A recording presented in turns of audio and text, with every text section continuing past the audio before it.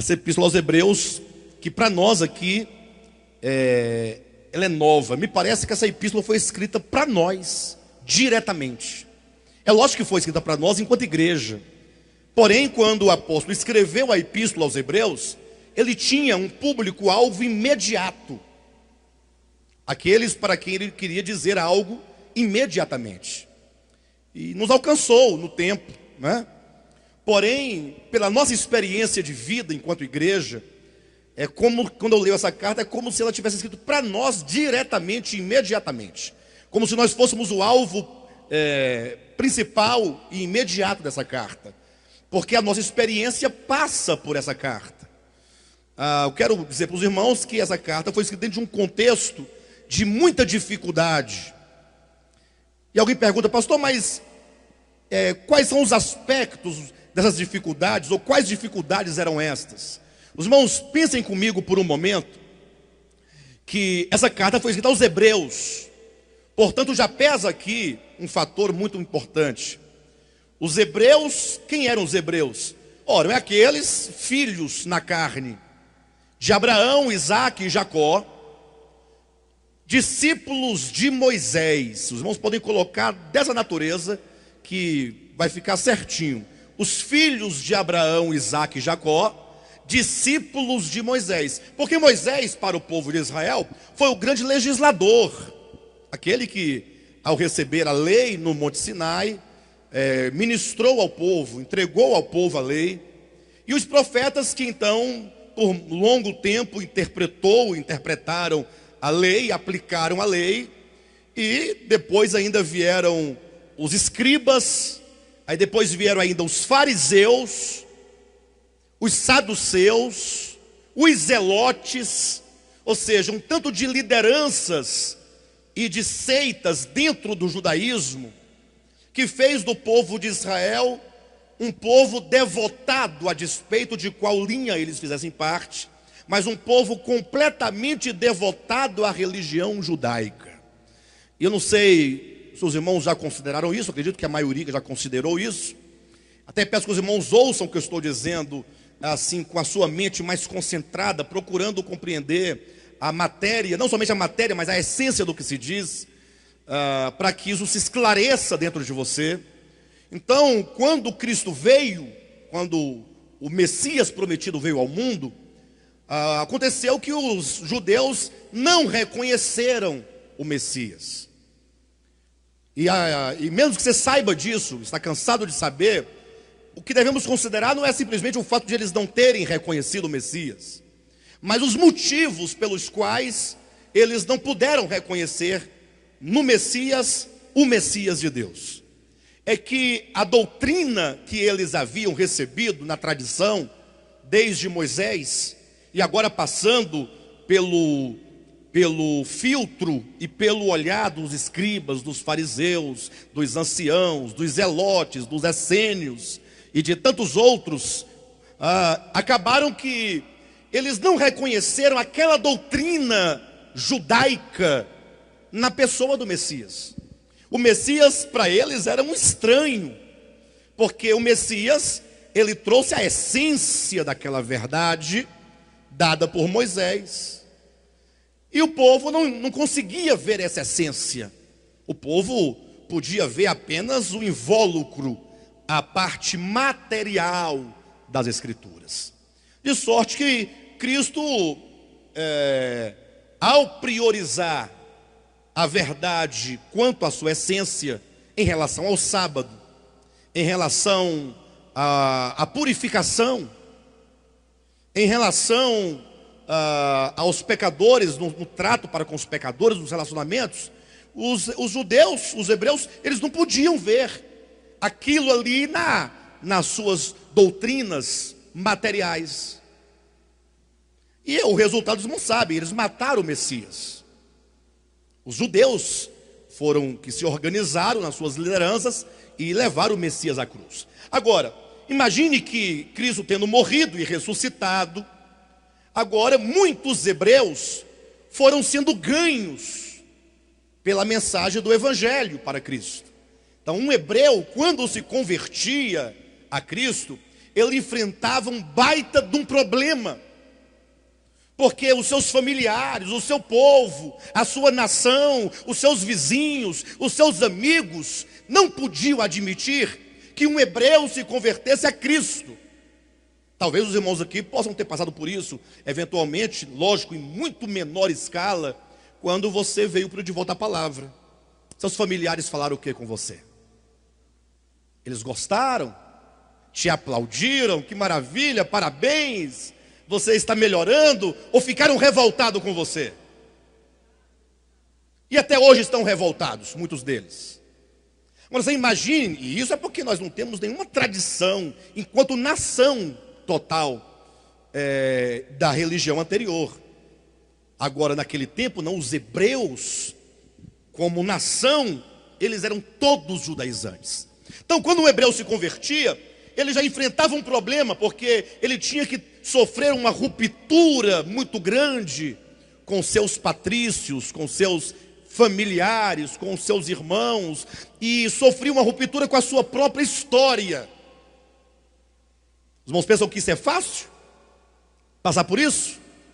Essa ruptura é fácil?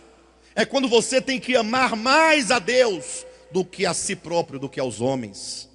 Não que você deixará de amar as pessoas, mas é que quando o evangelho entra no seu coração, em detrimento à religião anterior, você terá que tomar uma decisão, uma atitude.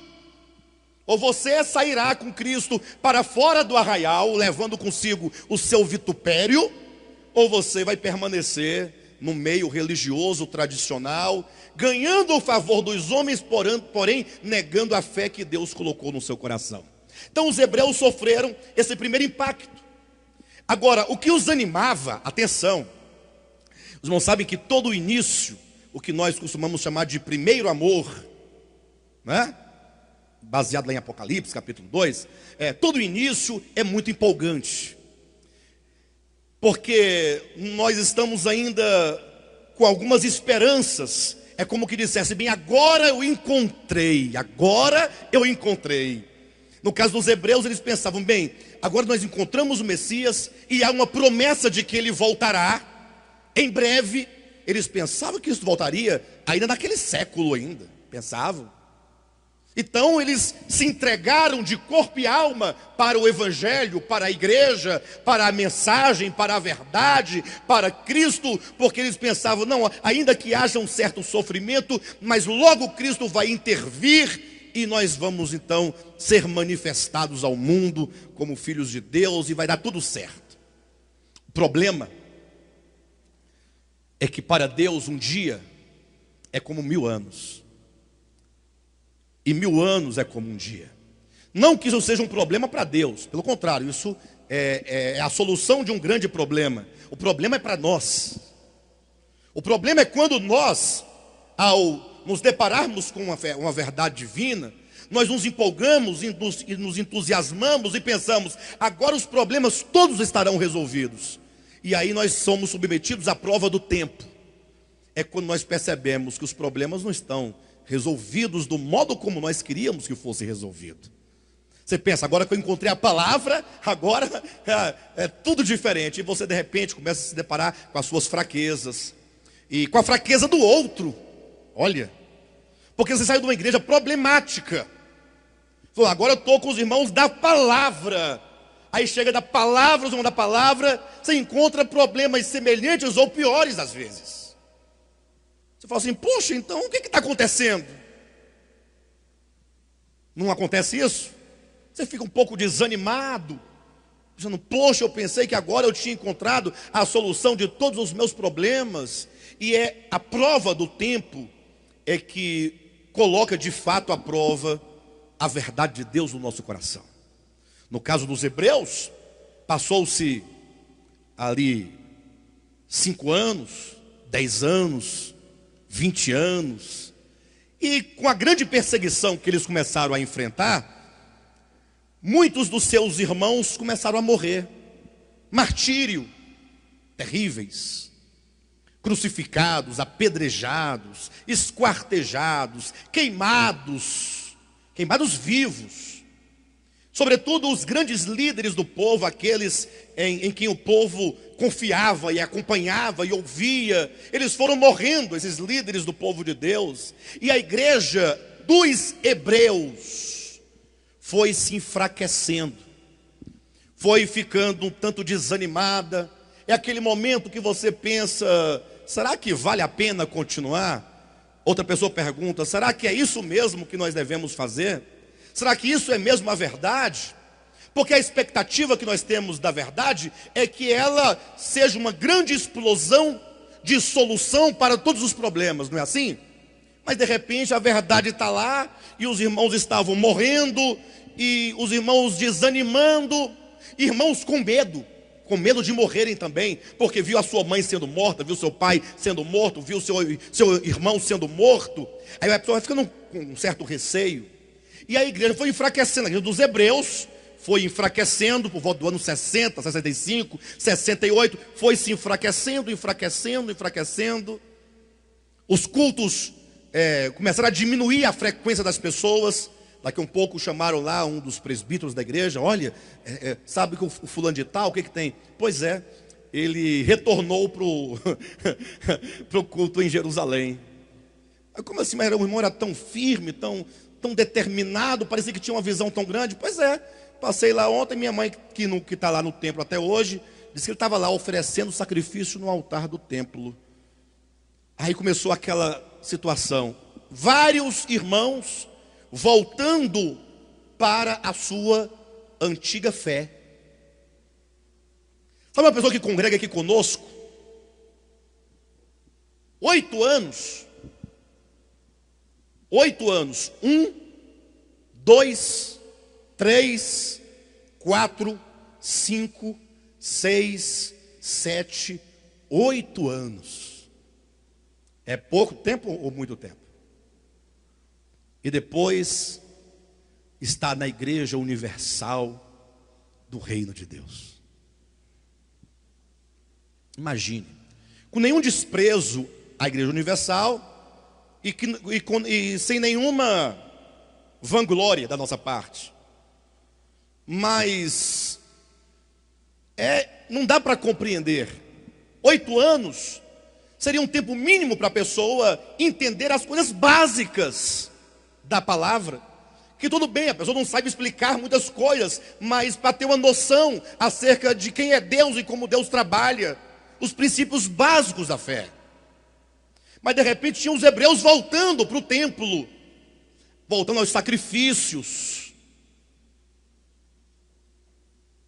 No nosso caso, nós percebemos que nós começamos muito animados. Nós tínhamos uma animação tremenda. Geralmente nós fazíamos na ceia, no partir do pão, nós fazíamos almoço, lembra, Juraci? E pensa num churrasco de picanha que rolava a tarde toda. Glória, aleluia. Mas era assim.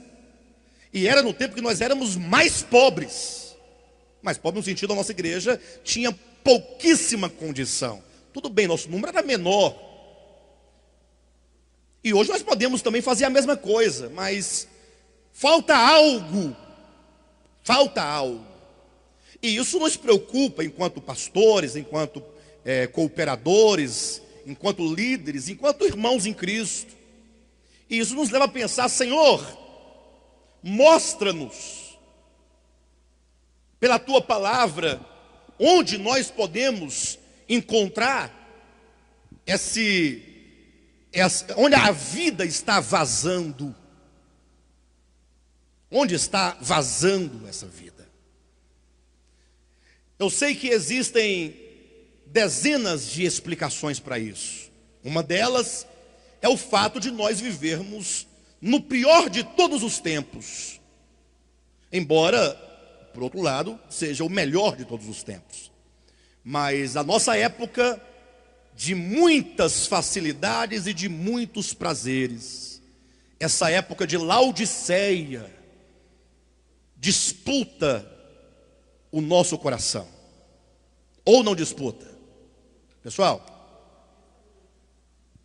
nós ficamos numa luta tremenda, não é fácil.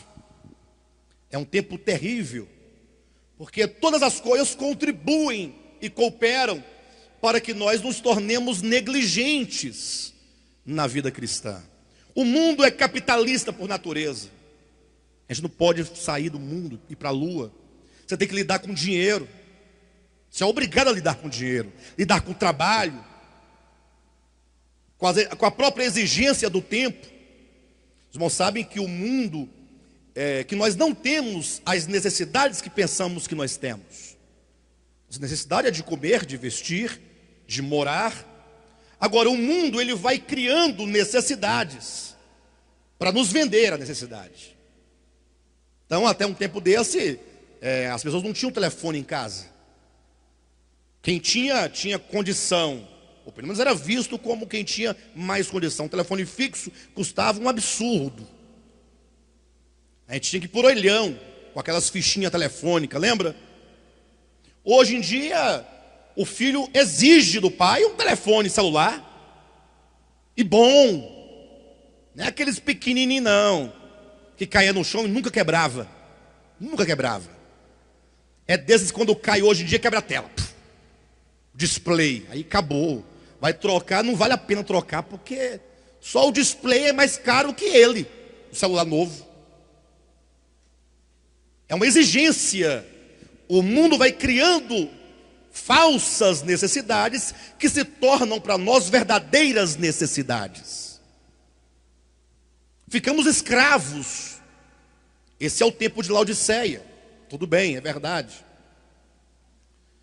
Talvez seja esse um dos fatores que concorrem para o esfriamento. O próprio Cristo profetizou dizendo que por se multiplicar a iniquidade, o amor de quase todos ou de muitos se esfriaria. Jesus profetizou o esfriamento do amor. E olha que interessante que ele não diz simplesmente que nos últimos dias o amor iria se esfriar.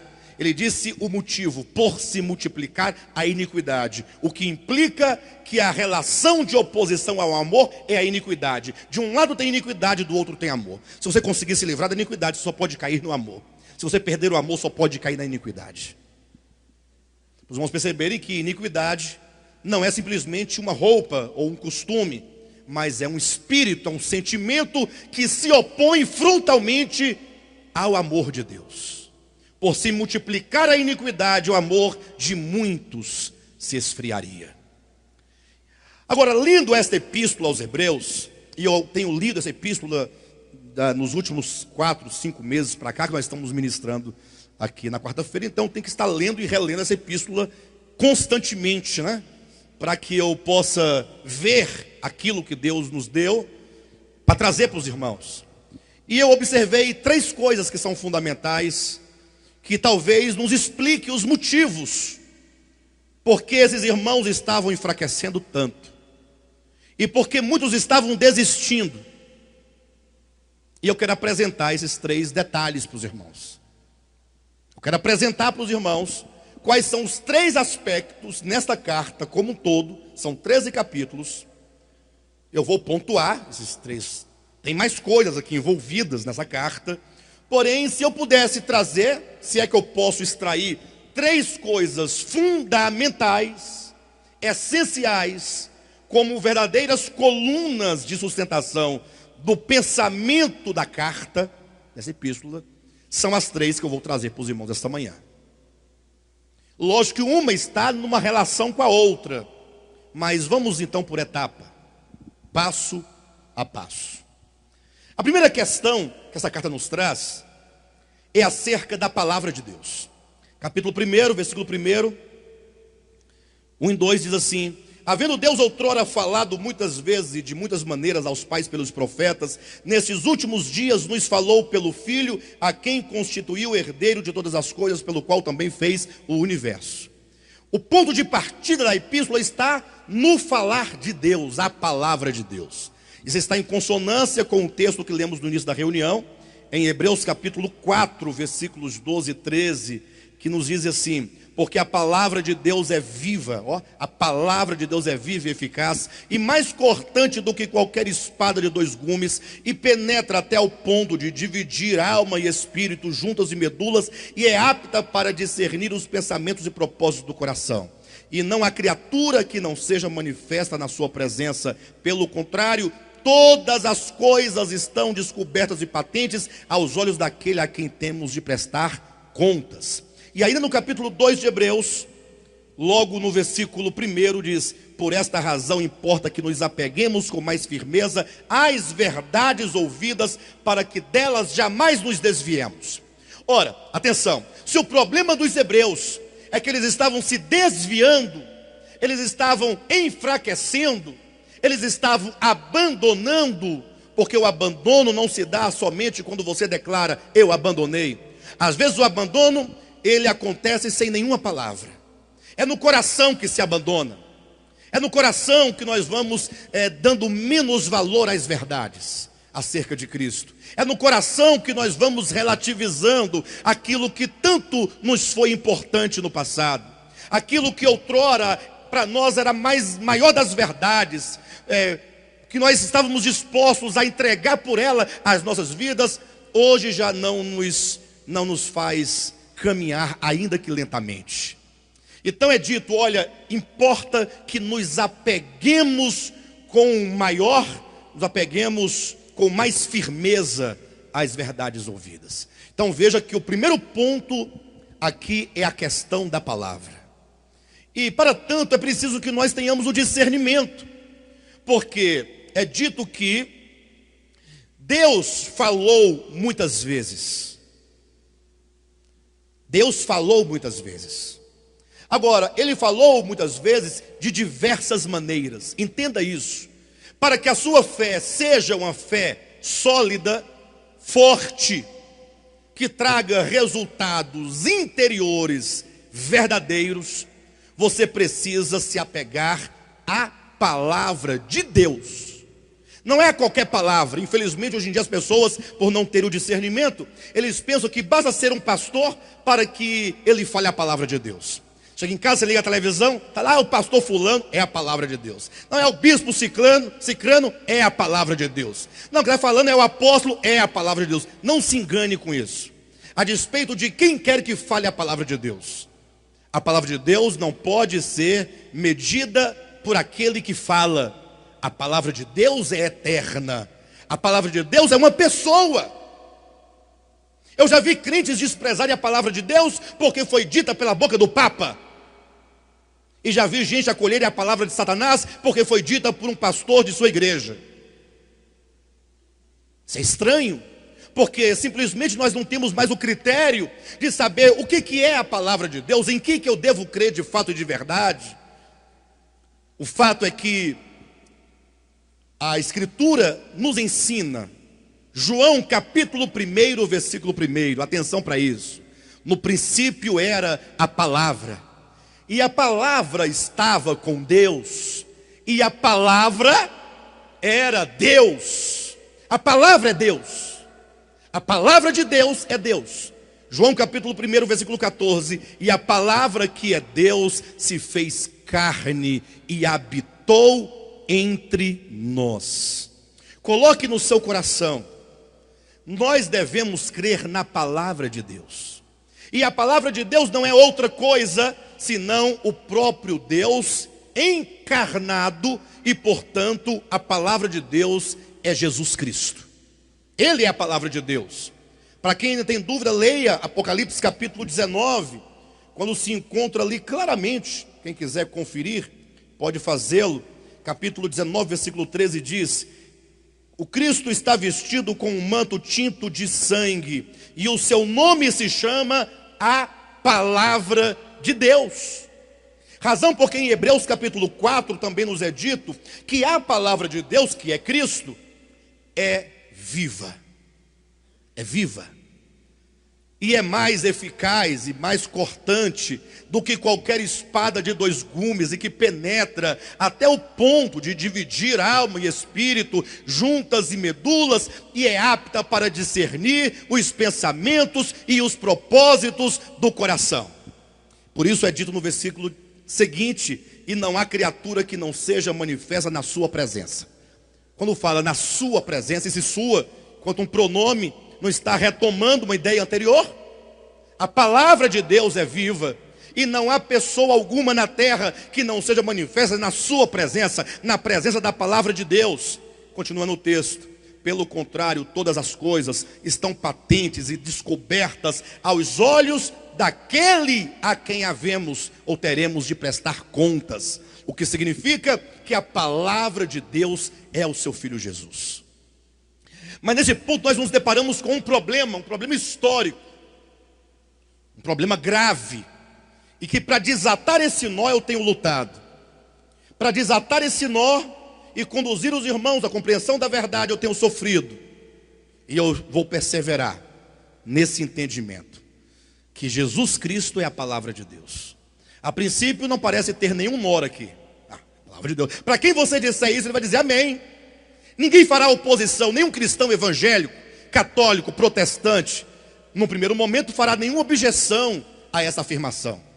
Agora, a objeção, o nó para ser desfeito, vai surgir exatamente quando você afirmar que a palavra de Deus na qual nós devemos crer é o seu Filho, é o Filho de Deus. E portanto, em toda a Bíblia Sagrada, de Gênesis a Apocalipse, você tem que se tornar um garimpeiro em busca da palavra de Deus. Que não basta você ler a Escritura e achar que lendo a Escritura você está recebendo a palavra de Deus. Não. A palavra de Deus é Cristo. E qualquer coisa que fuja ao Espírito de Cristo, qualquer coisa que fuja aos ensinamentos de Cristo, qualquer coisa que fuja ao coração de Cristo, à disposição de Cristo, à mente de Cristo, ao Evangelho de Cristo, não é a palavra de Deus. Isso é mais do que óbvio. Porque se a palavra de Deus é Cristo, eu não posso dizer que qualquer outra coisa escrita no nome dele ou de quem quer que seja, que se opõe à sua natureza, à sua palavra, ao seu evangelho, que está em oposição ao seu comportamento, aos seus mandamentos, aos seus ensinamentos, seja a palavra de Deus. Os irmãos entendem o que eu estou dizendo? A palavra de Deus é Cristo. Diga para o seu irmão que está ao seu lado: a palavra de Deus é Cristo. E alguém pode dizer: pastor, mas eu não posso criar essa dicotomia, ou tricotomia que seja. Afinal, o Deus do Antigo Testamento é o mesmo Deus de Jesus Cristo. Eu diria: sim, é verdade. Agora, o que você não pode dizer, ou você não pode afirmar, é que o Deus do Antigo Testamento era um Deus que se curvava aos caprichos e moral, ou que seja, imoralidade dos homens, e que chancelava a imoralidade dos homens, ou que chancelava a maldade dos homens, por mais que fosse feito no tempo em nome da justiça dos homens. Embora que para os homens no tempo fosse lícito, o fato é que o Deus verdadeiro é o mesmo ontem, hoje e será eternamente. É aquele de que diz lá em Malaquias capítulo 3, versículo 6, Deus o Senhor, Ele não muda. E Tiago vem ratificar na sua epístola, é aquele que não sofre nenhuma sombra ou variação. Ele é sempre o mesmo. Depois vamos entenderem mais ou menos o que é o Pai, o que é o Filho, a palavra dele, e o Espírito Santo. Basta você ler aqui em Hebreus capítulo 1, versículo 2, ou que seja, versículo 3.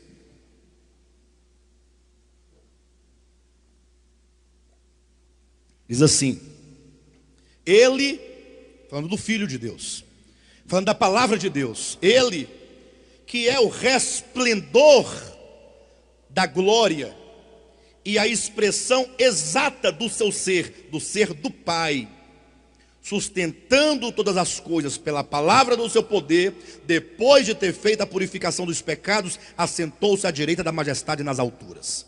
Eu quero apenas grifar essas duas primeiras informações. O Filho de Deus é o resplendor da glória do Pai e a expressão exata do seu ser. Você quer saber quem é o Deus do Antigo Testamento? Quem quer saber?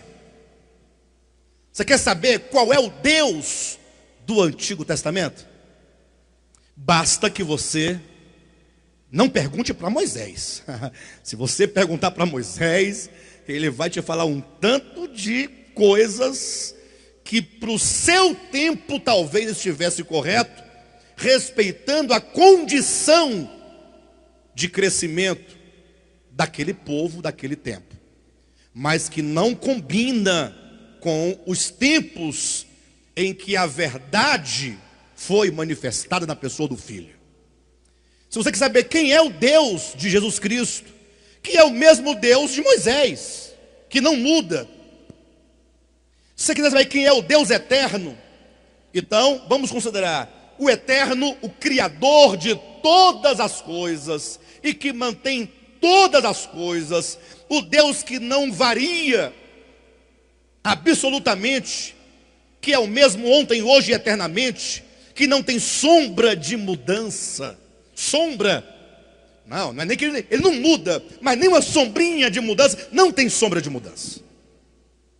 Não tem como. Deus nunca pensou diferente. Deus nunca sofreu evolução alguma. Você quer saber quem é esse Deus? Só tem uma maneira.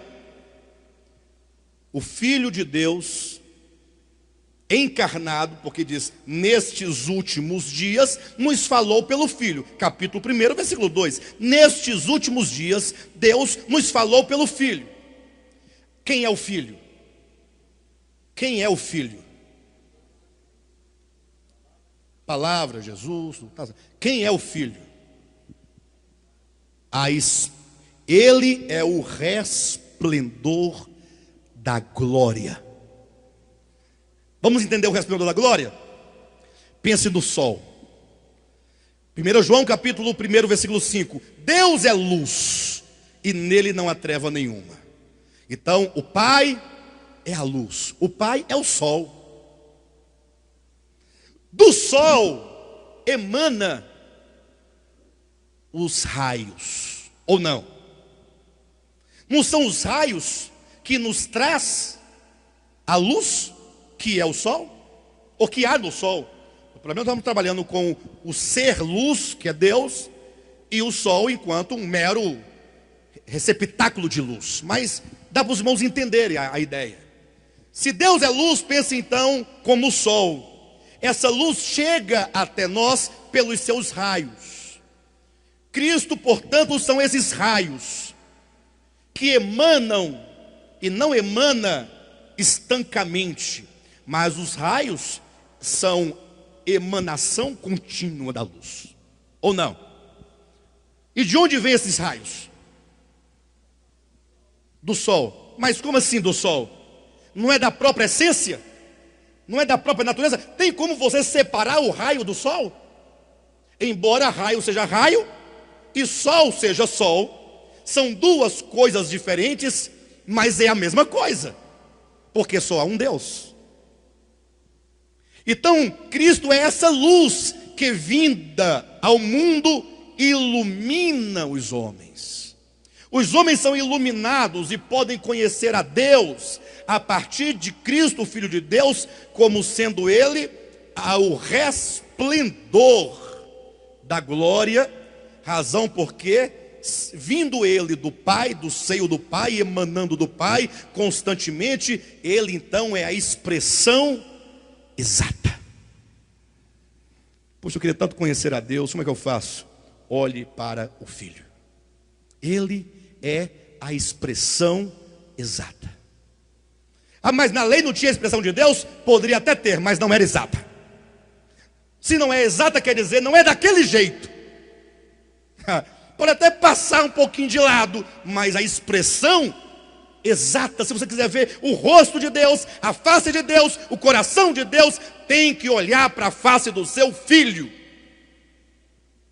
Então o sol seria o Pai, os raios seria, no caso, o Filho como resplendor da glória, a expressão exata, e o Espírito Santo seria então quando esses raios entram em nós e alimentam o nosso corpo.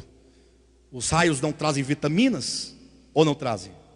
Essas vitaminas, elas não passam a fazer parte de nós, não entram em nós e não nos traz a vida do sol, e aí por meio dela nós somos saudáveis ou não? Seria o Espírito Santo, essa vitamina D, dentro de nós, mas que é o sol, não é outra coisa. Mas é algo do sol que agora é algo em nós, e que não é separado do sol, e que agora é nosso, porque nos constitui. Então o primeiro ponto a ser ressaltado é que a palavra na qual se deve crer, a palavra na qual nós devemos nos agarrar com mais, como diz o texto, com mais firmeza, esta palavra é o próprio Jesus Cristo. Primeira coisa, você deve se certificar da palavra na qual você crê. Para mim não importa mais o que os homens digam, o que as igrejas dizem e dirão. Eu estou determinado a pregar somente a palavra de Deus. Pronto. Não tem mais. Não, mas você vai ser condenado ao inferno. Tudo bem, quando Deus voltar, na pessoa do seu filho, diz: você errou. Tá bom, eu errei. Mas eu errei no meu entendimento de que o teu filho era a expressão exata da tua pessoa, e de que ele era a palavra de Deus, e de que, havendo o Senhor dito e falado muitas vezes aos homens, tu nos mandaste o teu filho como a palavra final da tua revelação. É assim que eu creio. Agora, quando nós colocamos o primeiro ponto, a palavra, enquanto o filho, nós nos deparamos com o segundo ponto. Porque a palavra é a palavra, independentemente de você e de mim. A palavra é a palavra, ela nunca deixará de ser a palavra. E se amanhã eu morrer, a palavra vai ser sempre a palavra. E se eu desprezar a palavra vai ser sempre a palavra. E se eu deixar de crer nela, ela continuará a ser a palavra. E se nós a desprezarmos, ela será sempre a palavra. Por isso que segue a um segundo ponto. Porque a palavra, ela visa a mim e a você. Então, o apóstolo vai tratar nessa epístola acerca da fé. A fé é o segundo ponto, capítulo 4 de Hebreus, versículos 1 e 2. A fé é o único meio que nós temos de nos apropriar da palavra de Deus. Falamos sobre a palavra de Deus agora, não falamos? Primeiro ponto. Mas se não tiver fé, ela continuará a ser a palavra, mas para você, ela não é nada. Para você, olha o texto. Temamos, portanto, que sendo-nos deixada a promessa de entrar no descanso de Deus, suceda parecer que algum de vós tenha falhado. E a primeira coisa eu quero dizer, concernente a esse segundo ponto, que a fé é este. Primeiro aspecto. Existe uma promessa de Deus para nós. Não diz aí? Temamos, pois, que havendo-nos deixada a promessa de entrar no descanso de... Existe uma promessa do descanso de Deus? Pessoal, existe uma promessa. Agora, é dito que, havendo esta promessa, suceda parecer que algum de vós tenha falhado. Existe uma promessa, e essa promessa é uma promessa que passa por mim, no sentido de que eu posso falhar concernente a esta promessa. Suceda parecer que algum de vós tenha falhado. Eu pergunto, você já sabe que a palavra de Deus é Cristo? Ajuda aí. Já sabe? Agora, é possível que nós estejamos falhando? Será que o Alexandre Rodrigues não está falhando? Será que a irmã Nolinha não está falhando? O Jailson não esteja falhando? Israel, o Léo, Ronan, Jusileide, Eunildo, Natália, Gil, Alain, Jorge. Será que algum de nós não esteja falhando? Pastor, mas como assim? Como é que eu sei se eu estou ou não falhando? Olha o que diz o versículo 2. Por quê? Ele vai explicar porque parece ou possa suceder, porque também a nós foram anunciadas as boas novas, como se deu com eles. Este eles aqui, se os irmãos lerem o capítulo 3, é uma referência aos filhos de Israel, que tirados do Egito, foram tirados para serem conduzidos à boa terra de Canaã. Então quando Moisés disse, olha, Deus de Abraão, Isaque e Jacó me apareceu lá no Horebe e me enviou até vós para livrá-los dessa terra, dos feitores, da escravidão, e vos levar a uma terra que mana leite e mel. Essa foi a boa nova que eles ouviram. Eles ouviram a boa nova.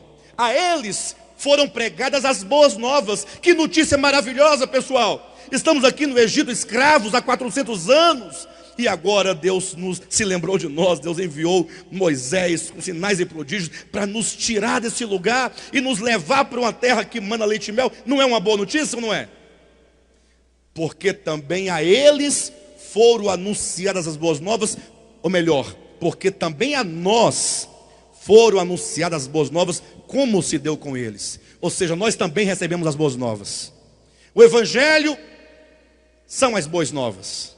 Você ouviu o Evangelho?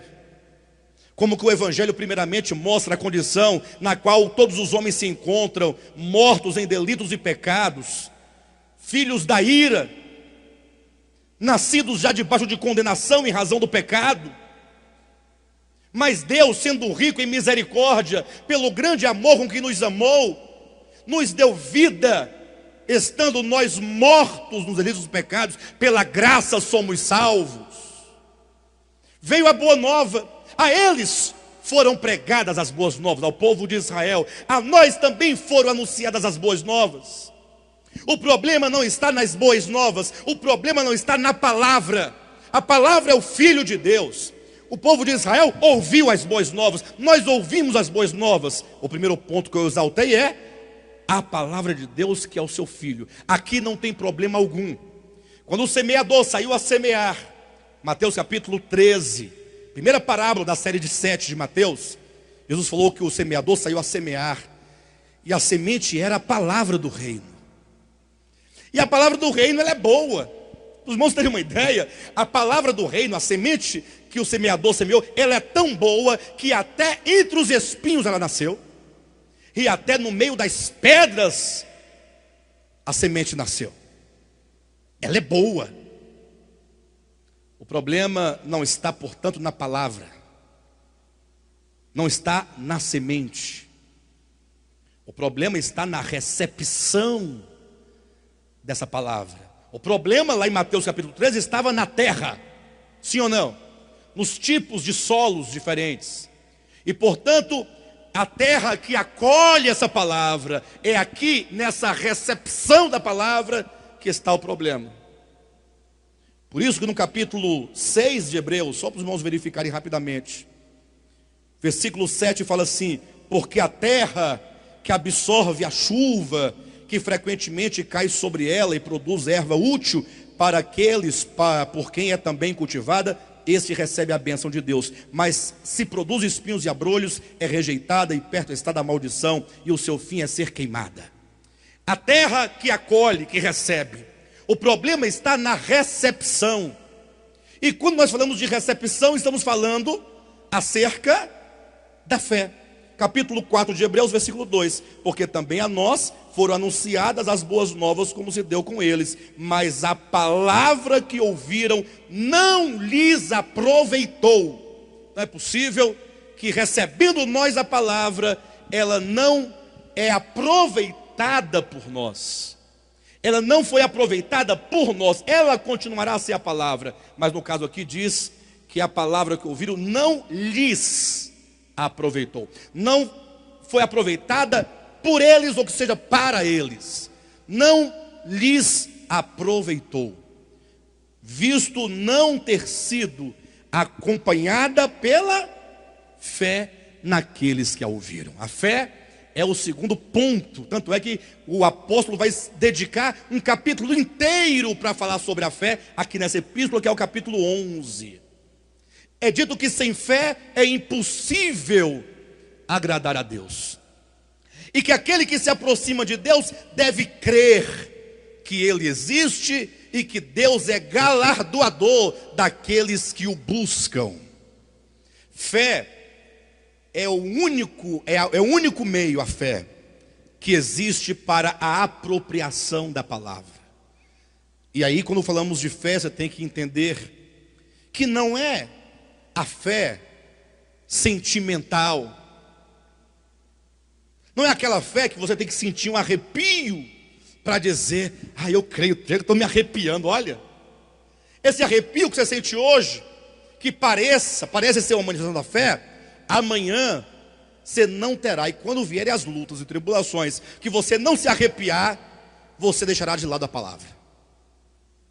A palavra, ou melhor, a fé, ela é racional. Ela passa pelo seu entendimento, ela passa pela sua mente. É quando você deposita total confiança naquilo que Deus diz que é. Aí quando Deus diz que é, você fala é. Pedro, sai do seu barquinho e caminha sobre as águas.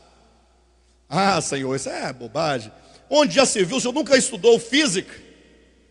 O senhor não sabe que eu não posso caminhar sobre a água, eu vou afundar. Existe uma lei da gravidade, existe isso e aquilo outro. E alguém poderia explicar com precisão o porquê que o homem afunda nas águas. Mas de repente a fé diz, não, você não está entendendo. Eu sei que existem leis que regem tudo isso, essas circunstâncias, a água, o homem, o peso, a matéria, tudo isso. Mas aquele que fez e que sustenta tudo isso, o homem, você, a água, os pássaros, os peixes, a lua, o sol, as estrelas, os planetas, as galáxias, Ele está dizendo para você andar. E portanto você não tem que simplesmente raciocinar segundo os homens, mas você tem que crer absolutamente que aquele que diz é o próprio Deus. E portanto você sai do seu barco e você caminha sobre as águas. E você caminha, porque é Deus que está dizendo vem. Quando eu digo que a fé é racional, eu não me refiro que ela é lógica de acordo com o conhecimento humano. A sabedoria de Deus para os homens é loucura. E para Deus a sabedoria dos homens não serve para nada. Eu não me refiro à lógica das ciências dos homens, do conhecimento humano. Quando eu digo racional, é que eu não estou precisando de nenhum sentimento, de nenhum arrepio. Não preciso cair, ninguém precisa jogar em mim paletó, fazer grandes jejuns e grandes orações e fazer campanhas. Não, eu ando por fé, eu ando crendo naquilo que Deus diz que é. E quando Deus diz que é, e eu creio. Quando eu estudo a palavra de Deus, portanto, nas escrituras, eu compreendo a palavra de Deus, eu digo amém. E eu me apego a essa verdade. E agora eu sou conduzido por essa verdade. A história do homem, para ficar somente no homem, desde o princípio, em Gênesis capítulo 2 e capítulo 3, é uma questão de fé, de crer naquilo que Deus diz. Qual foi o problema da queda do homem? Leia Gênesis capítulo 3, e você verá que o grande problema lá está exatamente quando o homem criado acreditou na serpente, no que a serpente disse, duvidando de Deus. Deus disse, certamente morrereis. A serpente disse, é certo que não morrereis. Aí você fala, e agora eu acredito em quê aqui? A serpente diz com convicção, Deus diz com autoridade. Em quem eu creio? Eu creio em Deus. Eu creio em Deus. Então a fé é esse crédito que você dá ao que Deus diz. Isso é fé. Se você dá crédito ao que Deus diz, você tem fé. Se você não dá crédito, você não tem fé. O Pai testificou dos céus dizendo: este aí, ó, vocês judeus, hebreus, todos vocês, na hora, por ocasião do batismo de Jesus, Deus disse: vocês estão vendo esse Nazareno, que acabou de entrar nas águas, este aí, que vocês o conhecem por filho de José e Maria, cujos irmãos e irmãs habitam no meio de vocês, este é o meu filho amado. Esse é o testemunho do Pai. E se o Pai diz que ele é o filho amado, eu digo o quê? Amém, ele é o filho amado. Ele é. Simples assim. A fé, portanto, é necessária. O problema é que nós ouvimos a palavra de Deus. Nós ouvimos aqui. Aqui só se prega a palavra de Deus. Mas de repente, nós ouvimos e nós não damos o crédito. A gente ouve sem ouvir. Muitas vezes. A gente escuta por educação. Muitas vezes nós estamos completamente indiferentes diante do que se fala, porque a nossa mente está longe daqui. Você está sentado aí, mas a mente está distante. Talvez você esteja preocupado com o que você vai fazer hoje à tarde, a casa do parente que você vai visitar, o jogo de futebol que vai passar. Preocupado com a dívida que você vai pagar, com o dinheiro que vai ganhar. E aí você deixa a palavra de Deus solta. E ela não frutifica no seu coração. Por isso que vai entrar o terceiro ponto. Existe a palavra, existe a fé, e também existe o seu coração e o meu coração. Palavra, fé e coração. Porque, agora no sentido inverso, começando de trás para frente, o coração vai definir. A fé é a fé. A palavra é a palavra. Mas o seu coração não for um coração preparado para isso, se o seu coração não for um coração tratado, você não vai crer na palavra de Deus. Capítulo 3 de Hebreus, versículo 12. Tende cuidado, irmãos, jamais aconteça haver em qualquer de vós perverso coração de incredulidade que vos afaste do Deus vivo. Quando o apóstolo Paulo diz: tende cuidado, irmãos, jamais aconteça haver em qualquer de vós perverso coração de incredulidade, o apóstolo está dizendo: você é responsável, você tem participação. Você pode estar falhando por você não tratar o seu coração. O bispo Josué disse na semana passada que a palavra de Deus muda até a terra, que a semente muda a terra. Quem lembra disso? A semente muda a terra. Aí nós ficamos meio espantados. Onde é que ele vai tirar a água dessa pedra? Como é que ele vai provar que a semente muda a terra? Pastor, a semente não muda a terra. Se você pegar uma semente boa numa terra ruim, não vai mudar nada. É verdade se você está pensando com a mente de um lavrador. Mas se você entender que a semente é a palavra de Deus, então a palavra de Deus muda qualquer coração. Porque ela é viva, ela é eficaz, ela vai entrando e penetrando e vai separando alma e espírito, juntas e medulas, e vai discernindo. E se você porventura estiver ouvindo essa palavra neste momento no seu coração, e você clamar a Deus: Senhor, tira do meu coração os espinhos, Ele vai tirar. Senhor, tira do meu coração os espinhos que são o apego pelas riquezas, e que é a fascinação pelo mundo. Gente do céu, quando fala de riquezas, eu quero que os irmãos fiquem claros acerca disso. Alguns não têm entendido o que eu tenho pregado.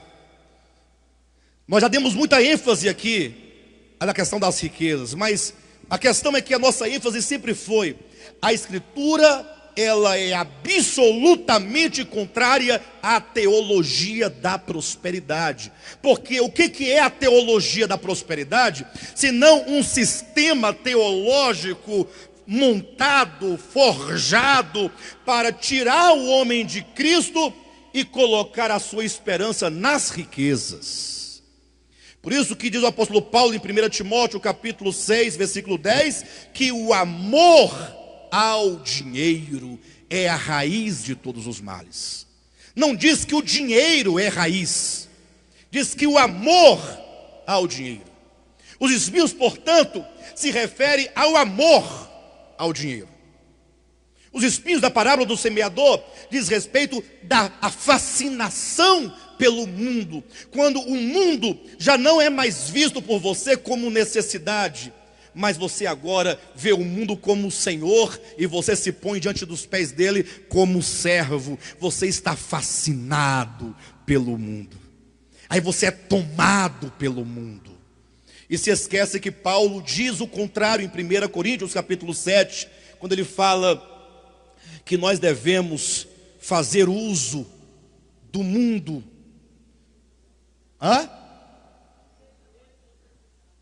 Como se dele não precisássemos. Ora, como é que eu posso entender isso? Existe a fascinação do mundo, existe o uso que nós fazemos do mundo. Onde está a diferença?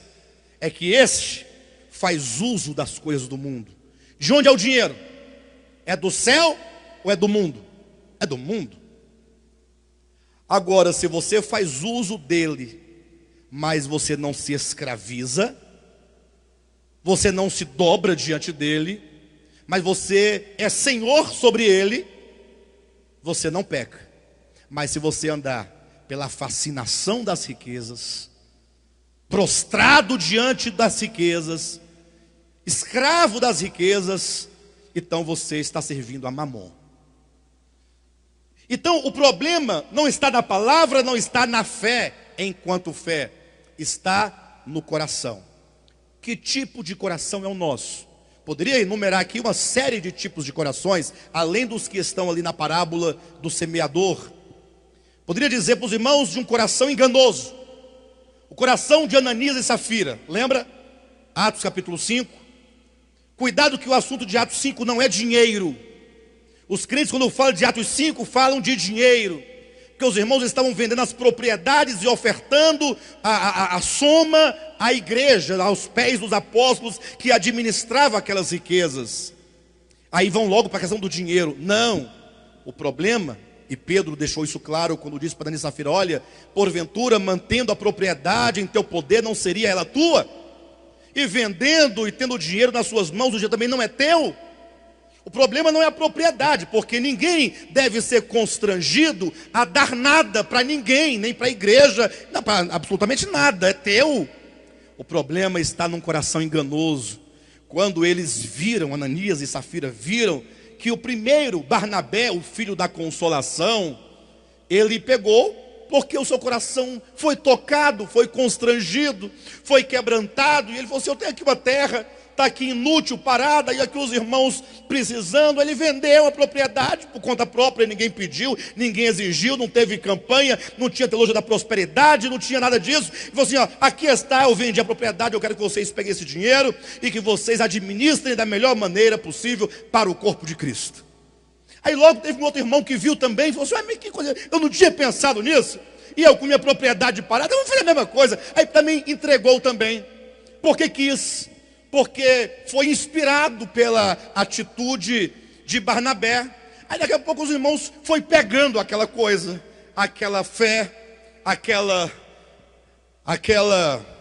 amor, aquele cuidado, e os irmãos foram vendendo as coisas, foram entregando voluntariamente.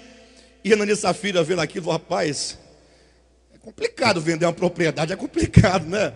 E ter que dar uma propriedade. Mas ninguém tinha pedido, nem exigido, nem sugestionado. Quem estava fazendo era voluntário. Só que eles pensavam: mas se nós não dermos, aqui está o problema, se nós não dermos, nós não seremos os únicos, seremos o patinho feio. Vão pensar que nós somos bode. Fica chato. Então nós, por força circunstancial, a pressão do amor dos demais irmãos, o amor nos fez uma pressão, nós somos agora obrigados a dar. Até para que nós também sejamos vistos na mesma medida que os outros são vistos. Olha como o coração é enganoso.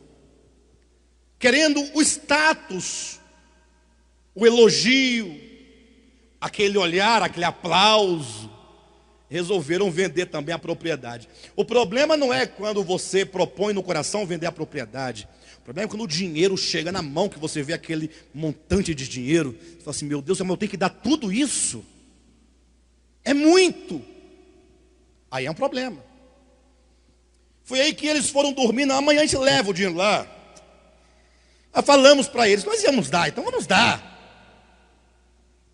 Mas também, Ananias, você também tem que prometer essas coisas. Está igual o Chicó e o João Grilo. Promessa sem jeito. Mas não é verdade? É a mesma coisa. Pensa numa noite mal dormida, que a Ananias e Safira ficou ali, pensando, amanhã temos que levar o dinheiro. E eles pensavam, olhavam para aquele montão, aquelas ligas, que não tinha liga suficiente. Pensando. Ananias orou, com o coração enganoso, Senhor, dá-me uma saída, dá-me uma saída, dá-me uma saída. O coração enganoso é tão terrível, que ele ora. Acredita nisso? Ele ora. E ele acredita que o engano do seu coração é a resposta de Deus. Aí acordou de manhã, Safira, corre. O que foi? Tive uma revelação. Deus nos deu uma saída. Vamos separar só uma parte, separa aqui mais ou menos um quarto. E vamos reter 3 quartos. Vamos ter uma ideia, lá não diz a quantidade não. Levou só uma parte. Aí quando nós entregarmos, a gente fala assim, ó, aqui está todo o dinheiro da propriedade que nós vendemos.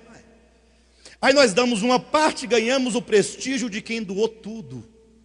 Não precisa dizer por quanto, falar aqui está o preço do terreno. Isso também é um coração enganoso. Percebe que esse coração, que assim pensa, que assim sente, que assim interpreta, que assim age, não é um coração apropriado?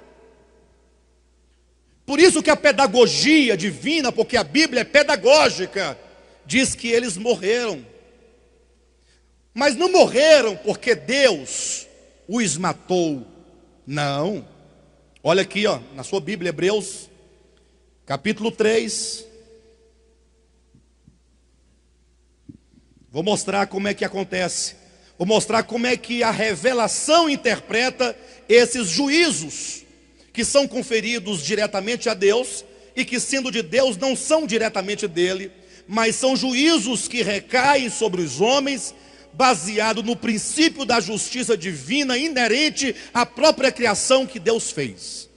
Hebreus capítulo 3, versículo 16. Ora, quais os que tendo ouvido se rebelaram? Aqui está dizendo o quê?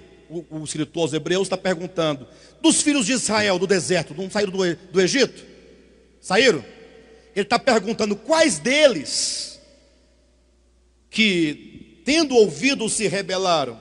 Não foram de fato todos os que saíram do Egito por intermédio de Moisés? Versículo 17. E contra quem se indignou por 40 anos? Não está falando da indignação divina? Deus olhou e falou assim, não é possível esse povo, coração ruim, coração mau. Não foi contra os que pecaram, cujos cadáveres caíram no deserto? Ou seja, eu estou entendendo até agora, eu estou entendendo que Deus os matou até agora, porque Deus ficou indignado contra eles e os fez perecer no deserto. Mas o texto não para por aí, o texto tem uma chave de interpretação. Versículo 18, e contra quem jurou que não entrariam no seu descanso, senão contra os que foram desobedientes? Agora, olha a chave. Vemos, pois, que não puderam entrar por causa da incredulidade. A causa principal, a causa determinante, está num coração incrédulo. Todos os corações que não creem, eles vão o quê? Eles vão, versículo 3:12. 3:12, tende cuidado, irmãos, jamais aconteça haver em qualquer de vós perverso coração de incredulidade que vos afaste do Deus vivo. Todo coração incrédulo se afasta de Deus. Esse é o princípio da justiça e do juízo divino. Quando o homem se afasta de Deus, ele se afasta da vida, ele se afasta da luz, da força, do fundamento, da verdade, da cura, da saúde. Ele está indo longe, e os seus caminhos, portanto, os levarão à miséria completa, até que leve finalmente à morte eterna. Por isso que no capítulo 3 de Hebreus, no versículo 10, diz assim: por isso me indignei contra essa geração e disse: estes sempre erram, onde? No coração. Eles também não conheceram os meus caminhos. Veja que o problema do homem está no coração. O coração do homem que não conhece a Deus, que não reconhece a Deus, não se submete a Deus, não ouve a Deus e por isso se afasta de Deus. O afastamento do homem incrédulo de Deus é o seu afastamento da vida. Nós vamos entender a questão do afastamento e, portanto, o contrário do retorno, da reconciliação. Basta você olhar para a parábola do filho pródigo. Foi ele que se afastou do pai, ou não foi? E o pai ficou irado e disse: você não volta mais para minha casa. Mas poderia ter dito: é filho, esse caminho seu é caminho de morte, você vai morrer. Ah, está me ameaçando? Não estou ameaçando. É porque você está se afastando do pai. Você está indo para uma terra distante, filho. E no meu amor eu não posso te segurar, em nome do amor. E em nome da justiça, eu não posso te amaldiçoar também. Eu só posso dizer que o princípio da justiça é que se você se afastar da vida, você morrerá. E o princípio do amor é que se você retornar, eu estarei aqui para te receber. Eu estarei aqui para te receber. E o filho ouviu o pai? Cada passo que o filho deu em direção contrária à casa do pai, era um passo de morte. Quando o filho estava lá no chiqueiro de porcos, comendo ou desejando comer as alfarrobas dos porcos, a comida dos porcos, não estava em profunda miséria? Se você estivesse lá, o que você faria? Ou o que você falaria para o filho pródigo? E conhecesse a história dele. A mão de Deus, não, a mão do Pai está pesando sobre você. Sim ou não? Sabe o que é isso? Fica de exemplo, viu, Andresa, para você. É o castigo divino. Mas como pode ser castigo divino? Como pode ser retaliação divina? Se o Cristo, que é a imagem exata, a expressão exata do Pai, disse em Lucas capítulo 15, que o Pai todos os dias, no portão de casa, olhava pelo caminho, aguardando o retorno do Filho. O amor sempre tem esperança. O amor sempre tem esperança. Então eu não posso conferir ao Pai nenhum tipo de retaliação, juízo, ofensa. Até porque o amor não pode se ofender, porque se ele se ofende não é amor, porque o amor tudo crê, tudo espera, tudo suporta, tudo sofre. Então algum de nós lá poderíamos dizer: filho pródigo, você deu mal, né? Isso é para você saber que com Deus não se brinca. Não se brinca com o Pai. Mas olha o que o Filho de Deus, a expressão exata do Pai, disse. Que num dado momento o filho caiu em si e disse: puxa vida, olha onde eu estou, a condição de miséria em que me encontro. eu voltarei ao pai, para casa. Afinal, lá, até os escravos têm pão. Ai, que maravilha. O pai é assim, até o escravo come na mesa. Mas aí ele pensou, conforme o judaísmo pensa. Ele pensou conforme o cristianismo pensa. Mas tem um agravante aí, né?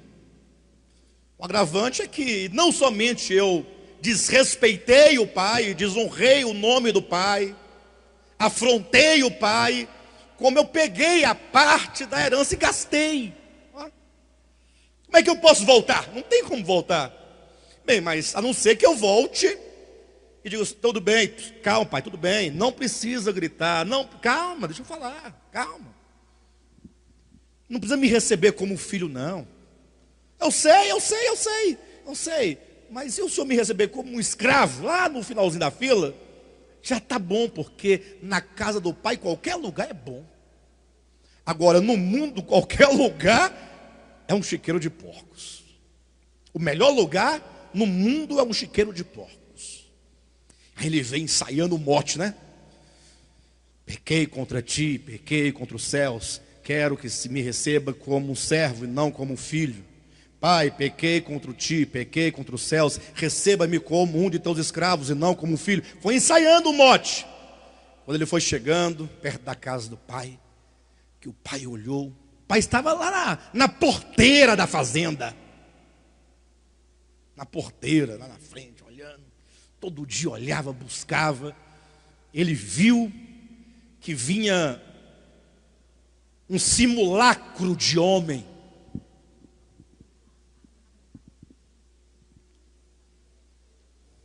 Hã?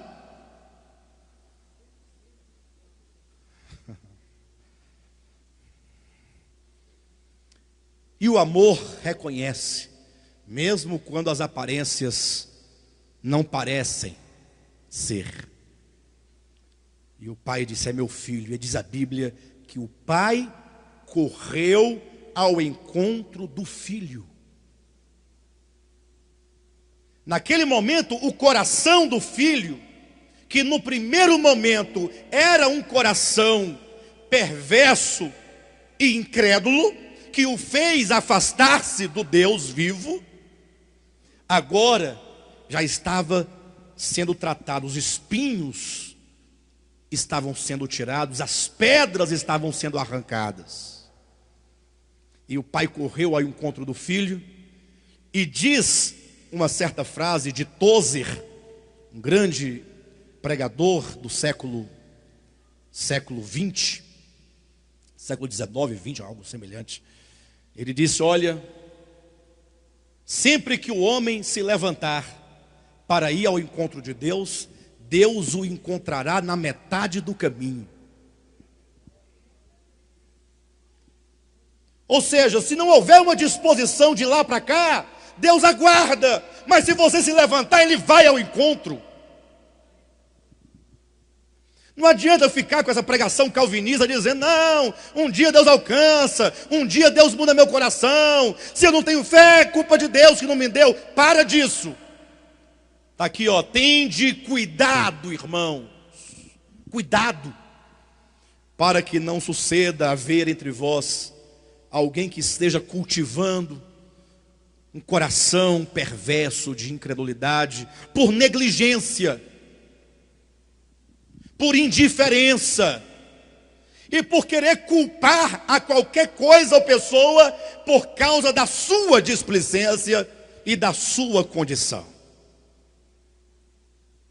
Já dizia Antônio Vieira, Padre Antônio Vieira, escreveu aqui lá, Padre Antônio Vieira. Se tivesse vivo hoje, seria o melhor padre que poderia pregar no lugar de qualquer pastor, que seria melhor. Ele diz no sermão da 60ª, é o nome do sermão, sermão da 60ª. Ele diz acerca da parábola do semeador. Ele fala que os homens querem encontrar um culpado para justificar por que a semente no seu coração não frutificou. Aí uns dizem, a culpa é da semente. Ah, não é da semente, Assim, meu coração está aqui, a terra está aqui, eu vou ao culto, eu escuto, eu recebo, eu entendo, mas a palavra não frutifica, porque a semente não deve ser boa. Outros dizem, não, a semente até que é boa, o problema está no pregador. A voz do pregador é alta, agride, é grave, é aguda, é lerda, a dicção não é boa. Vai querer encontrar um responsável. Eu não vou porque eu não suporto ouvir a voz daquele pastor. Acredita que um dia desse alguém falou assim para alguém aqui do nosso ministério: olha, eu até que aprecio um pouco as palavras do ministério de vocês, mas eu não dou conta nem de ir lá e nem de assistir as mensagens, porque a barba do teu pastor é uma barba nojenta. É uma barba nojenta. Agora, porque minha barba é nojenta, ele vai se privar da palavra por causa da barba do pregador. E eu tomara que ele continue achando minha barba nojenta. E que todos os homens machos que achem minha barba nojenta. Problema de vocês todos. Não é não? Mas a culpa de quem é? É do pregador. Aí vão culpando, culpa o pregador, culpa a matéria.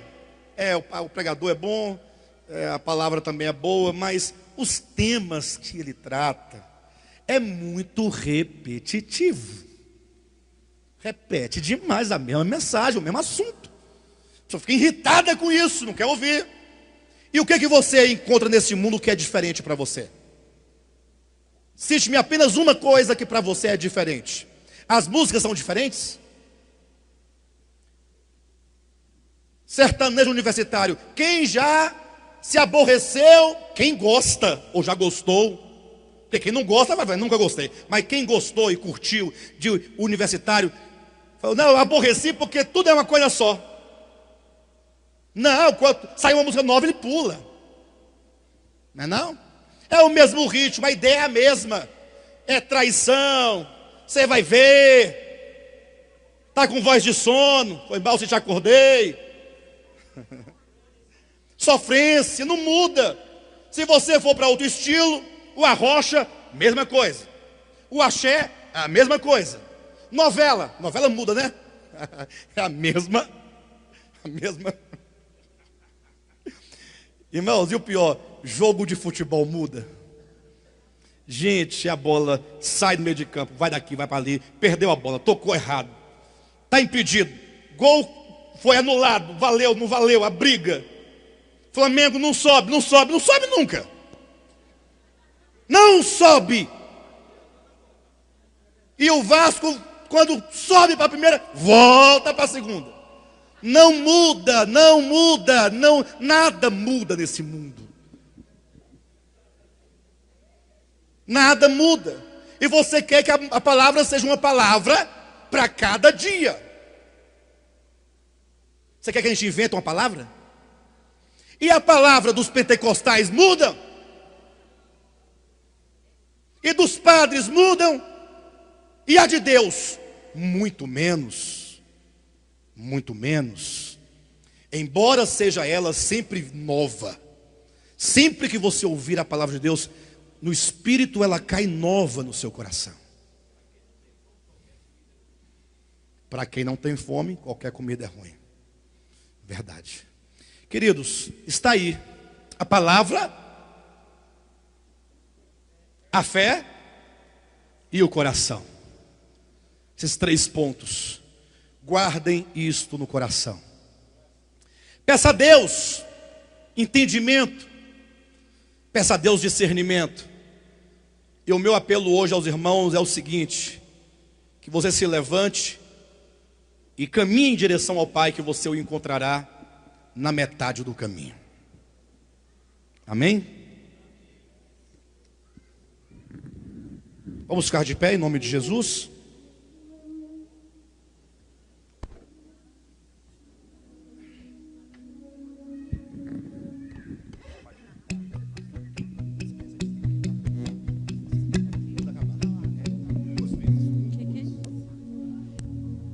Deus, que o Senhor venha nos renovar, venha mudar a nossa mente, nosso entendimento. sermos capazes de sermos transformados por essa palavra e ir ao encontro dele e nos encontrarmos com ele.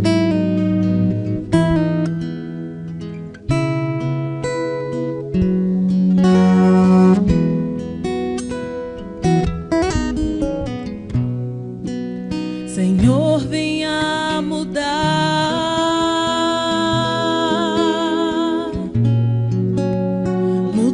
meus pensamentos, restaura os meus sonhos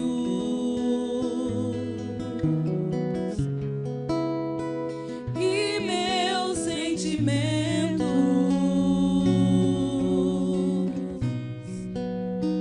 Vem encher o vaso,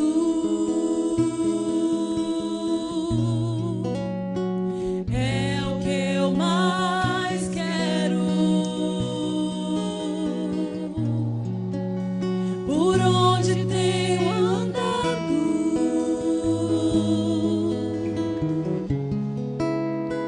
sempre estás por perto. Renova-me, Senhor, venha curar as minhas feridas. Eu quero ser melhor. Renova-me, Senhor, renova-me,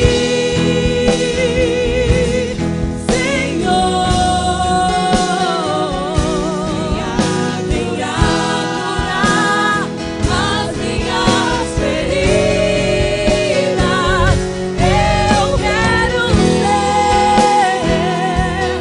melhor. Renova-me, Senhor, renova-me, Senhor, renova-me, Senhor.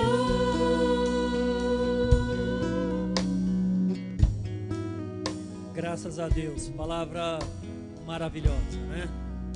Nós, como edifícios, casa de Deus, tivemos mais uma manhã, mais uma pedrinha colocada no fundamento, né? Jesus é o fundamento. E cabe-nos reconhecer que somos edifício de Deus e buscarmos essa edificação, nos aproximarmos dele, recebermos dele essa forma, né? Esse fundamento e essas pedras que irão compor a nossa casa. Ela vai ficar pronta, com certeza, será apresentada, edificada, perfeita a Deus no dia do Senhor. Não desfaleçamos, continuemos firmes, recebendo e de Deus nos aproximando, amém? Vamos orar, pedir a Deus que nos abençoe, nos dê uma semana abençoada, nós possamos também refletir mais nessas mensagens, buscar a Deus e sermos edificados, amém? Senhor nosso Deus, nós te bendizemos, te exaltamos, Senhor, pela tua palavra que é viva e eficaz. Te louvamos, Senhor, pela tua misericórdia que sempre está a nos esperar, o seu amor sempre está a nos esperar. Nós te pedimos, Senhor, que essa palavra que hoje foi plantada na nossa mente, no nosso entendimento, de fato possa gerar resultados, Senhor.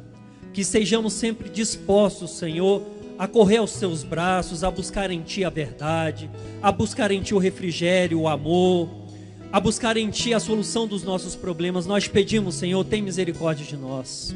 Senhor, que nós realmente possamos refletir, buscar em ti, Senhor. Dê-nos uma semana abençoada de reflexão, de pensamento, de vivência na tua palavra, Senhor, de busca da tua palavra que é perfeita, ó Pai. Nós pedimos, ser conosco, Senhor, nos abençoe, nos ajude. Ajude-nos, Senhor, a de fato construir esse edifício baseado em Jesus, teu Filho, que é a exata expressão da tua vontade, da tua verdade. Pai, nós te pedimos, ser conosco, Senhor. Guarda-nos, Senhor, livra-nos Dê-nos uma semana abençoada. Nós clamamos também pelos irmãos que estão nos acompanhando nas diversas regiões do país e do mundo, pela tua igreja, Senhor, espalhada na face da terra, Senhor, pelos perseguidos, por aqueles que estão sofrendo, Pai. Nós clamamos, nós te pedimos, Senhor, sê conosco, Senhor, ajuda-nos nessa caminhada, em nome de Jesus. Amém.